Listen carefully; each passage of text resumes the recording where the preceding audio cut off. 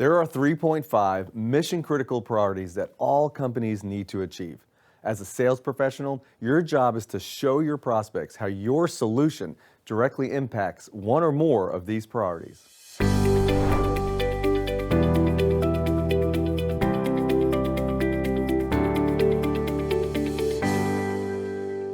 Let's get more specific on what we mean by 3.5 mission critical priorities, or MCPs. These are the business problems that all companies face in some capacity: financial goals, market share goals, and stakeholder satisfaction goals. And believe it or not, these apply to major gift donations and retail as well, with just a subtle change in perspective. Oh, and the point 5 priority? Well, some industries have to apply to strict regulatory requirements. It's a priority because the company has to follow whatever their regulations are in their industry. Let's dig into the 3 main MCPs. We'll start with financial goals. In B2B sales, this includes increasing revenue, increasing margins, decreasing cost, or managing cash flow. In major gifts, this typically refers to the tax saving recognized through the donation, and those rules may vary from state to state.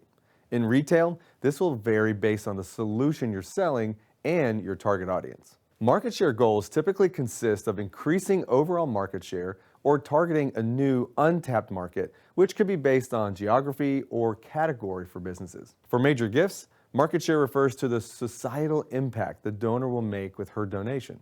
And in retail, market share relates to the social acceptance or recognition the consumer will receive. Stakeholder satisfaction goals are mostly centered around investors, customers, or even employee satisfaction.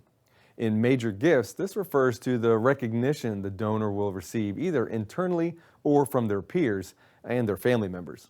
And in retail, it's based on the utilization of the product or the service. It is important to note that most of the time, your prospects are not going to straight up tell you how you can support one or more of their MCPs. In fact, they may not even see how your solution affects these goals. That's why building rapport and trust are so critical, as your prospect will need to feel comfortable enough to answer your strategic questions in order to really understand their needs. And that's what separates the top sales professionals from the mediocre sales professionals. For example, let's say you sell CRM software. As you're working with a buyer, she may tell you that she's looking for a better way for her sales team to manage appointments because they've been double booking themselves lately, and as a result, they're missing sales opportunities. On the surface, it sounds like her goal is to stop double booking appointments. Easy enough, you have features that solve that problem. But your solution is one of the higher price options on the market because it offers so much more. So it may be difficult to justify your solution just to stop double booking appointments. As you probe further into conversation, you learn that she's been given a goal of doubling revenue this year. That's a financial MCP.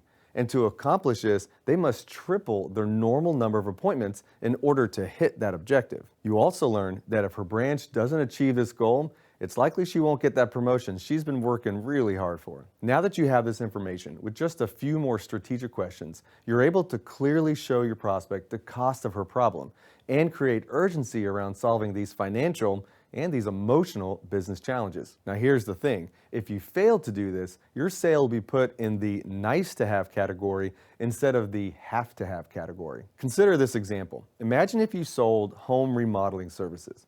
If a prospect called you because a tree fell through her roof, there's a lot of urgency behind the need for those services. But imagine if a prospect calls you because she wants to remodel the hall bathroom. That's more of a nice to have on a homeowner's wish list, and it could take years before your buyer finally makes a purchase decision. That's why it's your job to help your buyers understand the urgency behind the problem that your solution solves. Failing to do so makes your product a nice to have instead of a must have. And like the hall bathroom remodel, there's no urgency to buy. Here's another example. If you're selling a printer that breaks down less often, you're not selling a more reliable printer, you're selling more productivity. If you're selling a printer with a print from Wi-Fi option, you're not selling convenience, you're selling more time to work on mission critical priorities. Ultimately, to create urgency, you must connect your solution to one of their MCPs: financial gain, an increase in market share, and/or stakeholder satisfaction. We've covered a lot of valuable information on how prospects make decisions. Now let's put this information to use and learn how to structure our sales presentation in a way that helps more buyers say yes.